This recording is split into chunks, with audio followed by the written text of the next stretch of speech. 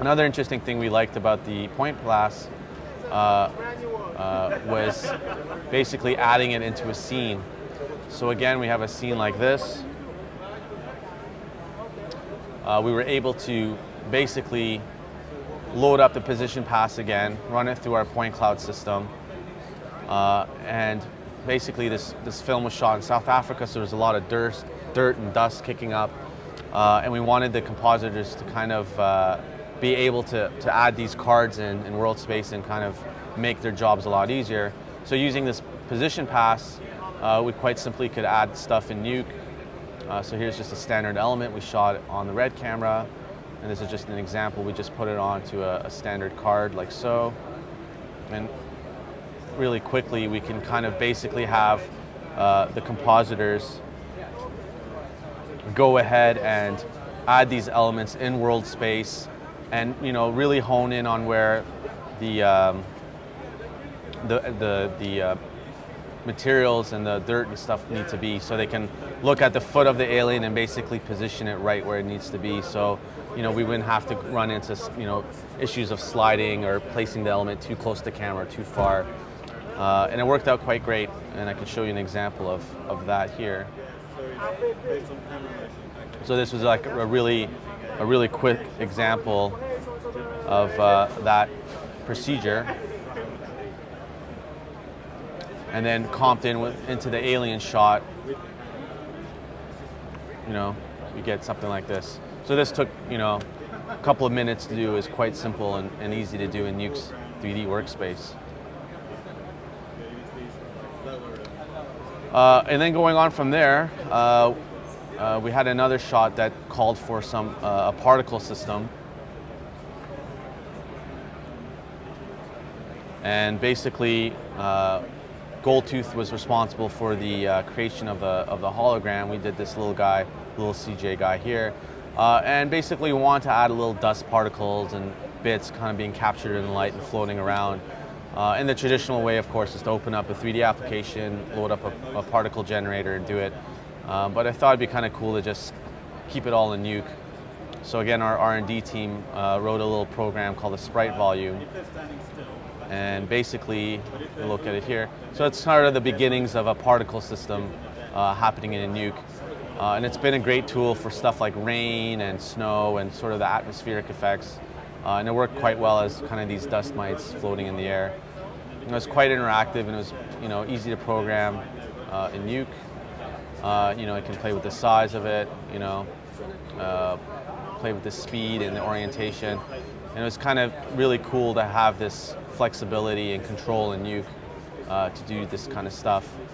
And we basically imported an FBX file from our 3D application into Nuke. We brought in our cameras, again from our tracking program, and we can position our particle system, and in quick time we can basically create a particle system that was quite interactive and fast, and we can do all sorts of things with it, which was quite handy to do. Another tool that we kind of thought was interesting was using the point cloud to kind of assist compositors in checking their shots. So in this particular shot here, basically, the common thing you do in compositing is you match your blacks, match your whites, and you grade the CG to kind of make it melt in the scene. And one thing we were finding was a lot of the shots were really saturated, shot on the EX1 or the red, and it was really hard to kind of fine-tune that saturation level and just make sure it fits in real nice. So the standard way that you could have done it is, convert this into a HLS or HVS color space and look at the saturation and kind of go through there. But I found it, most compositors weren't really doing that. They couldn't really tell from a black and white image what their saturation levels were like. So I thought it'd be kind of cool if we were able to use the point cloud tool, rejig the code a little bit, and have it give us a little display, a visual 3D histogram. So here we have an example of that, and if I kind of show it like this, you can see the alien here.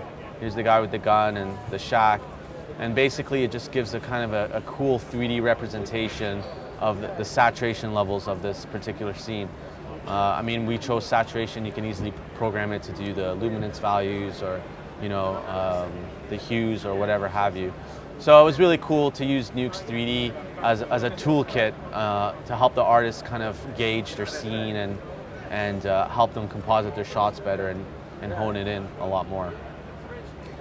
So that was kind of fun. And finally, I can kind of show you the last thing that puts all these pieces together. It's another shot here, which we did using the point cloud pass as an example. And here again, it's just a larger version of it. So up here, all the elements that were shot, running through their grades and transforms, and then finally kind of mapped onto a card here for the shot.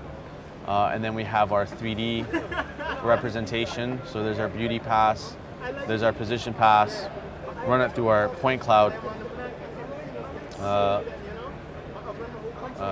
program here. So we had a 3D representation of the shot. And then it was really easy to basically place the cards in 3D space. So here's the original plate, and basically the action call for the alien to kind of run down this dirt road and kind of make his way up this little hill. And there's a mercenary force that's firing behind him, so they need all this bullet ricochet and dust kind of springing up. So basically using the same technique that we had before, there's some dirt passes, and using the point cloud pass, we were able to kind of place these elements in world space, relative to where the alien was, and you have sort of a final product comp that looks like this, which really helped get the shot done.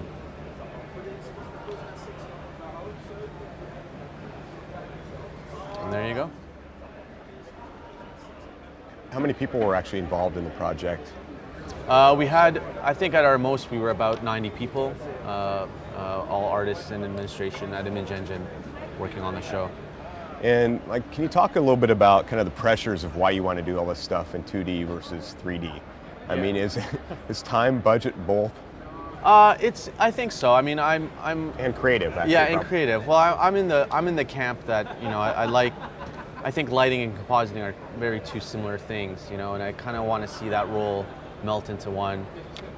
And the power of Nuke and the speed of Nuke kind of really helped push that along. And especially with its great 3D tools and tool set, it really helps kind of make that happen. And I think just integrating these roles into a package and using Nuke's tool set and a lighting package's tool set, you can kind of come up with better looks and be creative and push things out the door quicker, show the client more revisions, and kind of do that sort of thing.